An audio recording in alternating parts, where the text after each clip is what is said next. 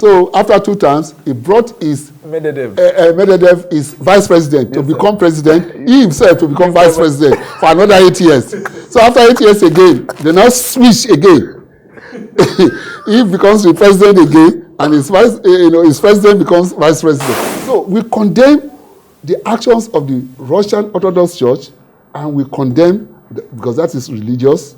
Then politically, we also condemn the actions of Putin.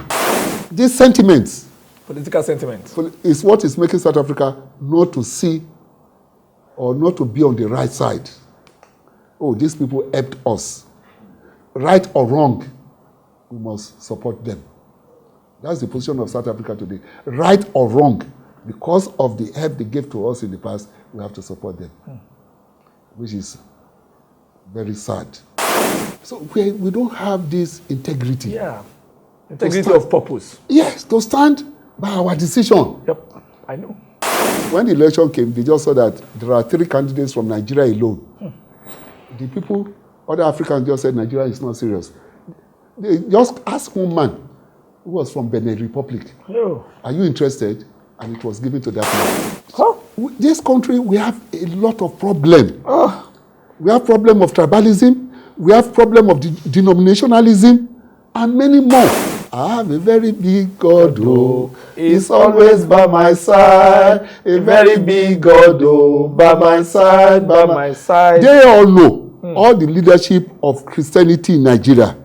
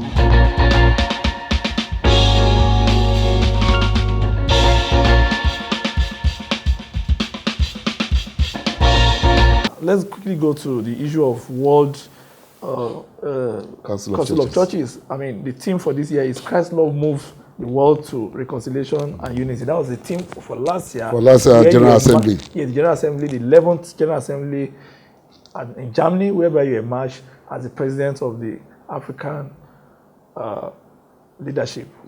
So you look at what is happening in Ukraine and Russia. How can Christ move us? Because do you support, because you are a world leader, sir, do you support what President Vladimir Putin is doing? Do you think what he's fighting for is right? And how do we get out of it? What is your perception about what Vladimir is trying to do, looking as if he's protecting some kind of orthodox measures? He doesn't want the Westerners to westernize his neighborhood and all that. But how can your organization heal that part of the world, sir? Thank you for that question. As a matter of fact, the General Secretary of the World Council of Churches, with some members of the leadership, just last week came back from Ukraine. Okay, sir. They visited Ukraine.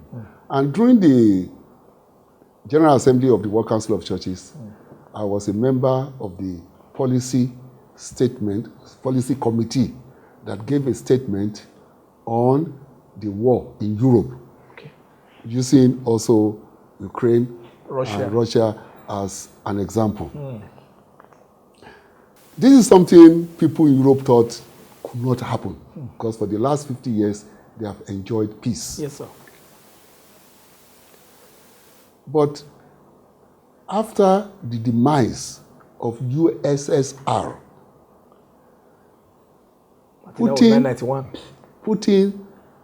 has been on his. He was totally unhappy. Because we have two powers in the world. Yeah. One, because of democracy and freedom, one remain. One is even growing. More members are coming in. And the other one died. And as far as Putin is concerned, he wants to revive communism. Not communism, they practice pseudo-democracy in Russia today, because when election is coming, all opposition leaders will be rounded up, put in jail under one accusation or the other. Immediately after election, they will release all of them. That is what has been happening in the last 20 years in Russia. I saw when he did it with Medvedev, and he was just exchanging himself. With it, because of the constitution, that you cannot do more than 2 terms. Yes, sir. So after 2 terms, he brought his Medvedev is vice president to become president. He himself to become vice president for another 8 years. So after 8 years again, they now switch again. He becomes the president again, and his president becomes vice president. You know this guy is not a Democrat. And when you look at his antecedents, it was the KGB chief. Yeah, chief, yeah. It's just like CIA. KGB is in Russia, CIA in America. Chief of CIA becoming the president. You know the secret of every... It's a police state. You know the secret of every department, every commission. So you can use it to your advantage. And that is what Putin is doing. Putin initially said he wants to save Russians living in Ukraine. Yes, sir. We found it to be untrue, sir. It's not, because even if it's Russia, why are you bombing Kiev? Bombing every part of Ukraine. Serious bombing, sir. Serious bombing, destroying all their infrastructures. That's what he did. So, we now, in that committee where I was, because eventually we gave a statement. And it was so nice that a member of the Russian Orthodox Church was also in that committee. There was one woman who is doing a doctorate degree in Germany, who is from Belarusia, which in English they call it White Russia. Yeah, Belarus. Yeah. So we were all together in that committee. And we said, as Christians, is there any justification for what Putin did? All of us said no. Only this guy from the Orthodox Church, Russian Orthodox Church, he didn't say yes, but he was trying to say, he did it because of this, just trying to justify. Though he also, in the presence of all, he admitted that what his country did was wrong. So we said, why is the Russian Orthodox Church backing Putin? Because Putin is a Christian. Yes, sir. Of the Russian Orthodox Church. Yes, sir. Even the Orthodox leadership, they go and pray for soldiers who wants to go and destroy Ukraine. Before they leave Russia to go and fight, they will pray for them. You go in peace and come back in peace. And even put, their liturgy is similar to that of Catholic and similar to we white garment too. Yes, we use water ablution. Yes, sir. So they will just spray water on them. Go. You have been marked with Holy Spirit. You will go and kill Ukrainians and come back alive. I see they want to go and kill chickens. Can you imagine? So we condemn the actions of the Russian Orthodox Church, and we condemn, because that is religious. Then politically, we also condemn the actions of Putin. So everybody, most people, only being a World Council of Churches, yes, sir, we have to be very moderate in our language. We want peace, and if you want peace, when you want peace, you don't condemn totally, because you must leave room for you to invite both sides. Reconciliation? You must leave room for reconciliation. And if one party see you totally on the side of one, yes, sir, there's, however good your intention may be, if you call them, they will not answer you. So you can go and check online about our policy statement. You find out that it's somehow reconciliatory. It's diplomatic.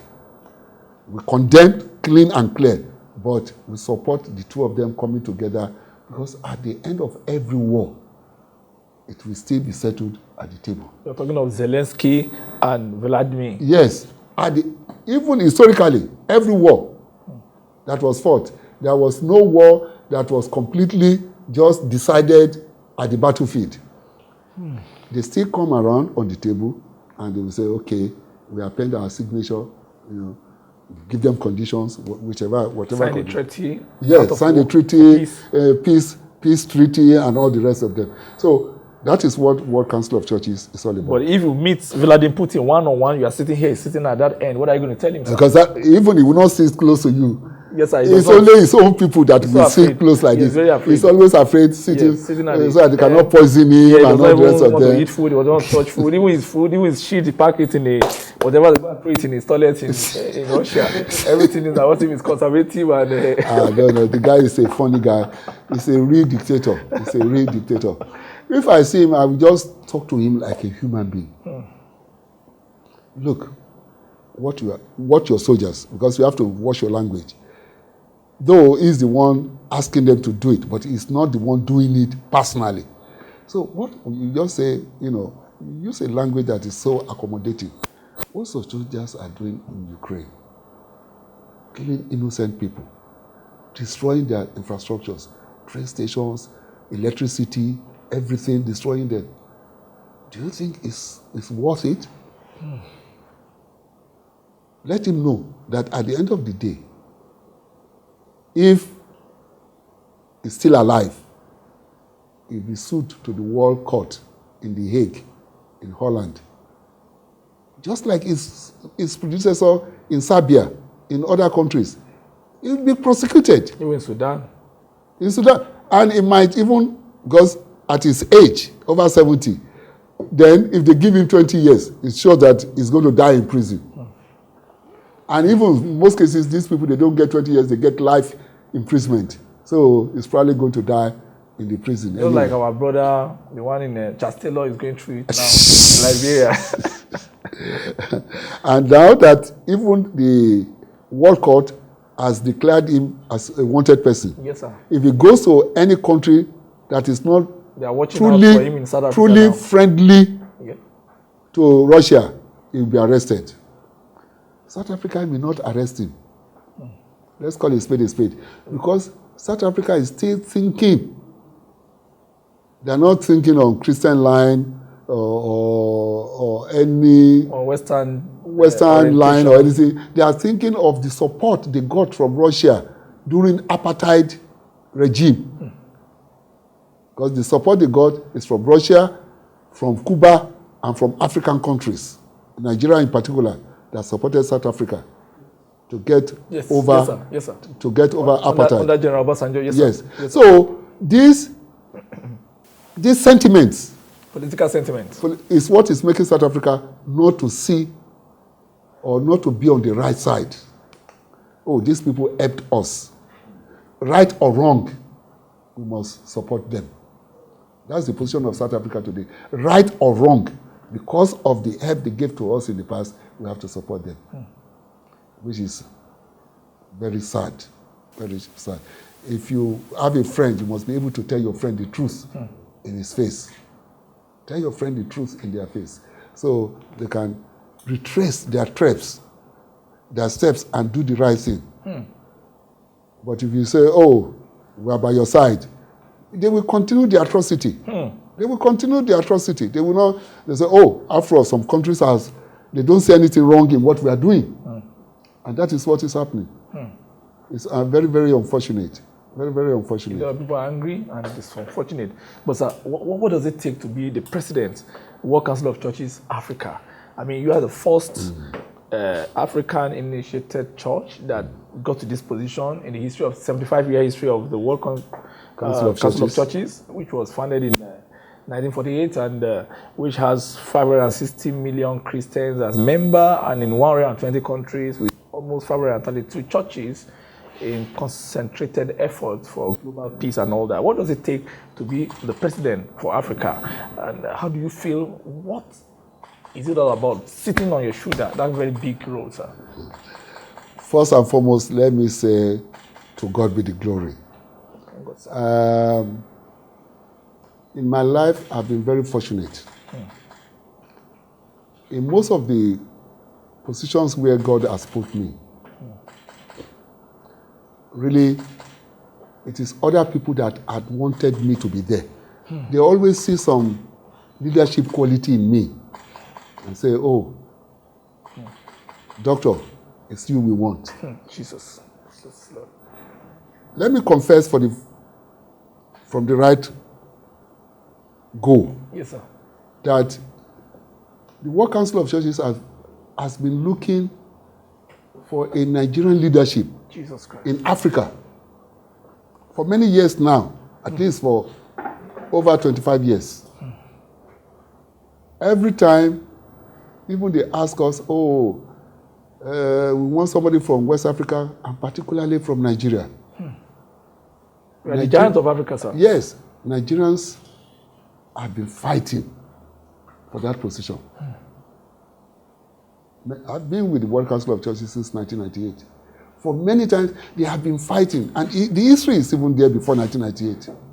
This is the first time that we went to the General Assembly of the World Council of Churches, and Nigeria spoke with one voice. With one voice.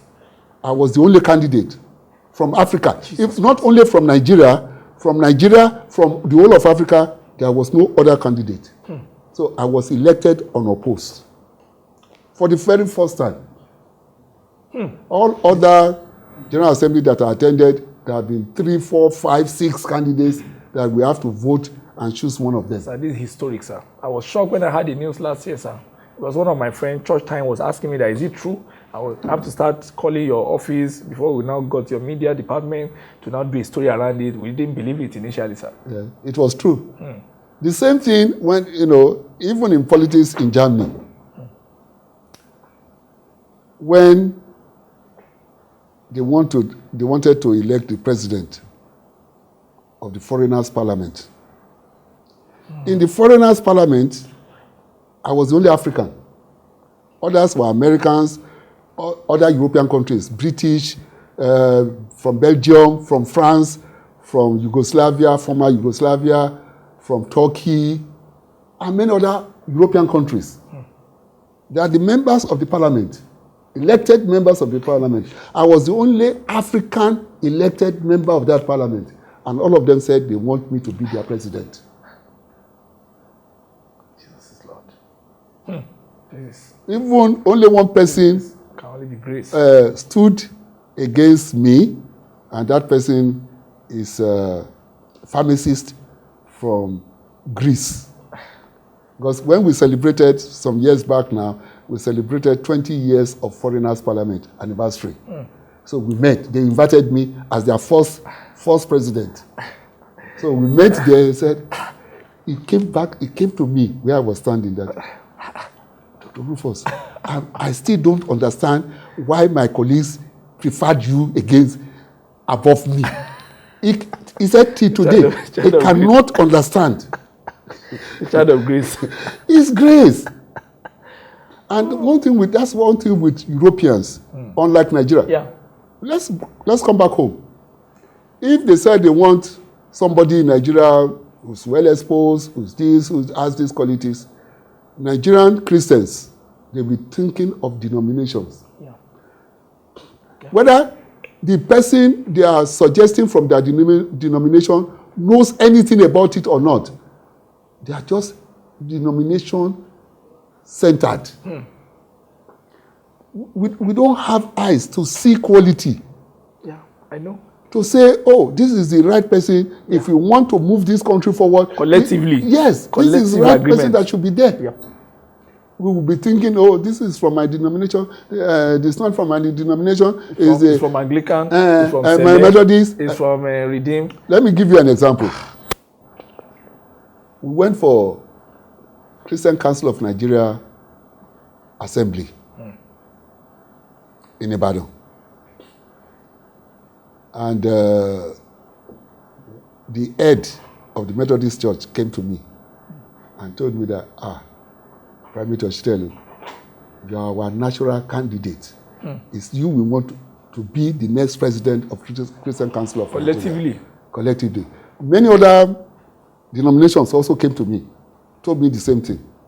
But why I'm mentioning Methodist is because it was the head of the Methodist Church in Nigeria that came. So, but we resolved that, let's do it next year. We postpone it to next year because the current president then, was from Uman here. Okay. My dear friend, late now, Archbishop Roger Owadi. That, during his tenure of 6 years were full of turbulence. I'm not sure. Christian Council was in crisis. It was the head of the Methodist Church and my humble self that were actually running the Christian Council then. But when now the election came the following year, somewhere, was it Jos or Kaduna? I don't remember. You were there anyway. Oh, it was in Abuja. Okay. The moment, we were still sitting together, side by side. But the moment the primate of the Anglican Church came in and showed interest in the position, my friend from Methodist Church withdrew his support. he didn't hide it. He told me, Primate Ositelu, I've told the boys they should not do whatever they like. because there's a good rapport between Anglican and Methodist. Something like that. We know their history also. Of religion. Methodist came out of Anglican and all the rest of them. So we don't have this integrity. Yeah. Integrity of purpose. Yes, to stand by our decision. Yep, I know. Look, another clean and clear example. World Council of Churches came to us in Togo, preparatory for an assembly. The assembly that took place in Brazil, Porto Alegre. They said, yes, for West Africa, they want in the presidium a West African. Yeah. And in the presidium, they have had people from Ghana, from other West African countries. This time around, they want somebody from Nigeria because of our population, Christians in Nigeria and all the rest of them. That since we were the pre-assembly consultation in Togo, if we can just give them a name, because the representative of the World Council of Churches were in Togo. Yes, sir. To brief us, about the assembly and all the rest of them. If we are there, if we can give them a name, they can take with them back to Switzerland. Peacefully? Yes. On the platter of gold, this offer. When our people, Anglicans, Methodists, Presbyterian, Church of the Lord, and one other two denominations were there. When they look among themselves, that if we are going to choose somebody now, because most of them, they were not there with the head of their church. They were just, you know, representatives. And again, they invited like 4 from each denomination, and some of them just sent 2. So they look around, they see that, it would not favor them if the decision was taken right on spot. So they just told the delegates of the representative of the World Council of Churches that we will send the name to you later. Can you imagine? We will meet, we will go back to Nigeria and have a meeting in Nigeria and send you the name later. No problem. When we came back to Nigeria, what did they do? They set the meeting for Port Harcourt to make it difficult for many people to attend. Jesus Christ. When our headquarters is in Lagos, the office of the CCN is in Lagos. And Lagos will have been easier for everybody. You are coming from accessibility from Abuja, from Kaduna, from Kano, from anywhere. It's easier to come to Lagos. Yes, sir. Of course. Because at the airport in Port Harcourt, you have to travel long stretch. Anyway, they put the meeting at Port Harcourt. We went. I went. You still went? I still went. When we got to the meeting, the only agenda is to pick somebody that we want to represent us in the presidium of the World Council of Churches. I just look around. We know those who have been active. We know those who were well averse of what is going on in the WCC. And I identify one person. I didn't ask. I was there with other 2 representatives of my church. If I were self-centered like many of them, I could have asked one of them, one of my members, nominate me. Yes, sir. No, of course. I didn't do that. I nominated a Methodist that I know that is so vast. In liturgy.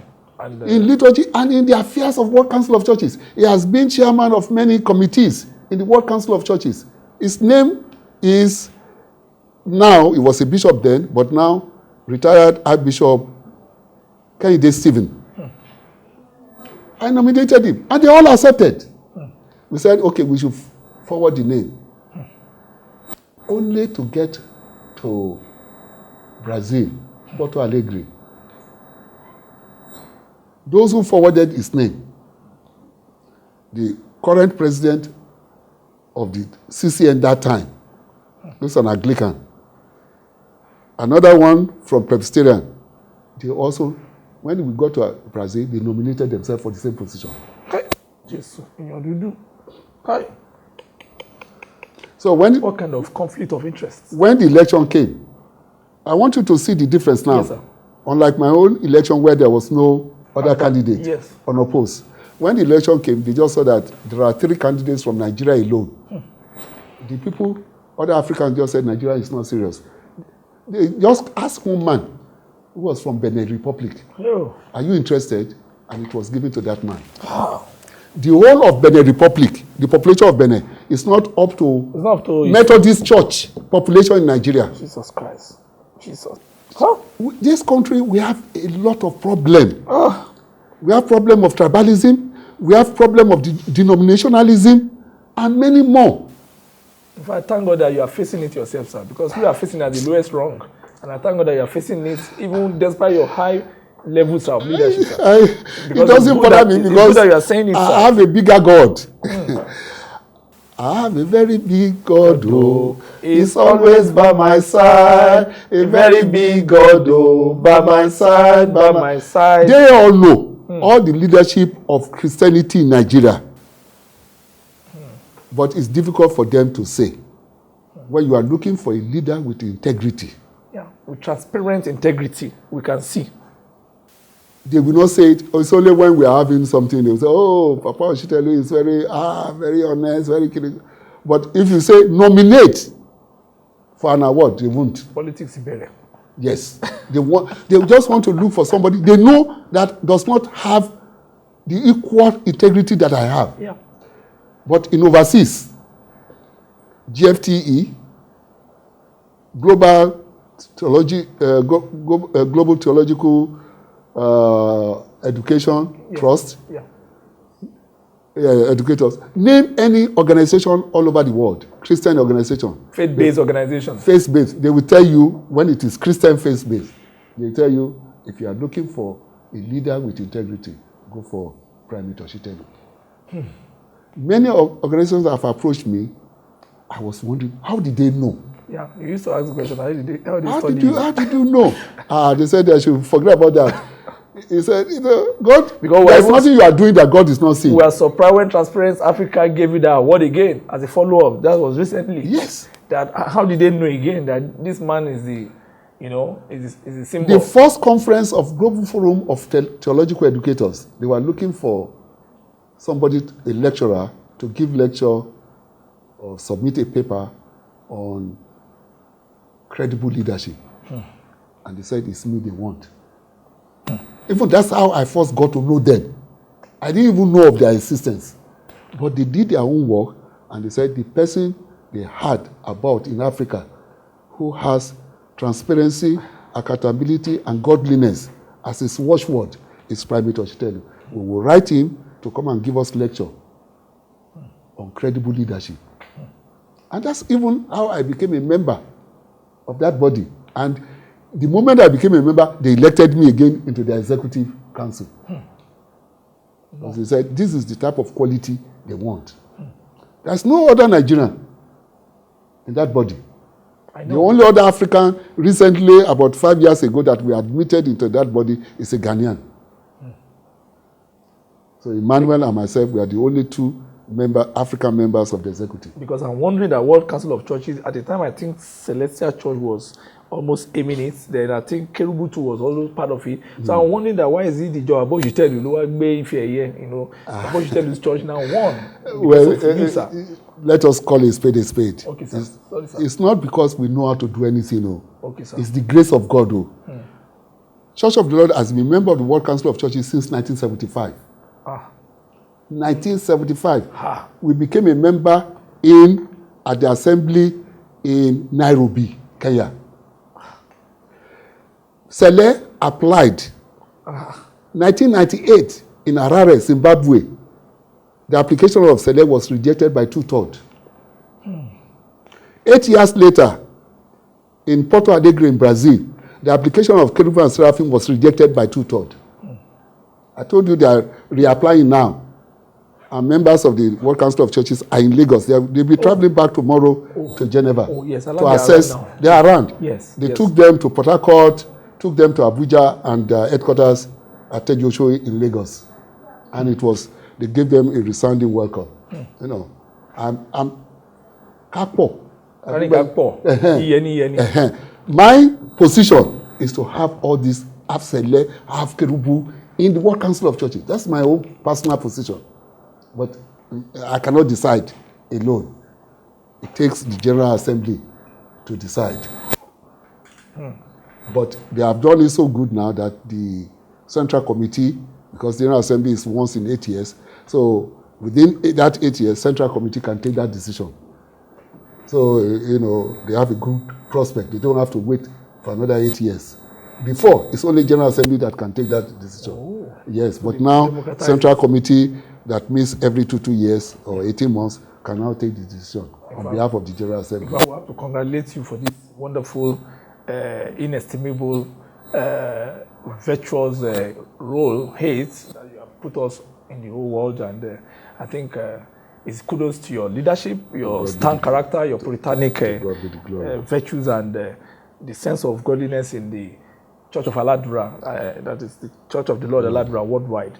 And recently, the women wing of the Nigerian Christian Council also gave you a Ecumenical Man award, which is also fantastic. Yeah, Ecumenical Father. The Ecumenical Father of Faith, and I find all this coming at you. And I wonder one day, maybe Nigeria will even call you become president of this country, sir. At my age. To go and lead us and put us right. Sir. Let me just be advising the government. I think that should be enough, if they take to the advice. Before we round up, we're going to this book, but let me quickly go to your friend. You called him the best pastor in year 20. Is it 13 that I came here in July to meet you? That's Pastor Sunday Bakari. Yes. He called himself number 16. And this is prophetic. Yes. He said it prophetically. Yes. Even this Sunday, he gave a fantastic sermon that God is going to do a new thing this Sunday. Praise the Lord. Praise the Lord. So how do you feel for Pastor Dibakari? If he becomes the number 16 eventually, are you going to support him? Between him and Aswa Jubola Ahmed Tinubu, who do you think is most honest to become president? Because he said he counted 16 steps in his house in Abeokuta, and he has seen 16 severally in the dream. And he said after Buhari, that is it. Though he did the election last year and he had 0 candidate, but he came back to Lagos with triumph, he was happy. And I count it as a sense of faith. So what do you have for Pastor Dibakari of Citadel Global Community Church? First, let's get something clear. Which number is Asiwaju Tinubu going to become now? Is it not 16? 16. Yes, or something like that. So that 16, prophecy of that 16 from Bakare is out of the issue.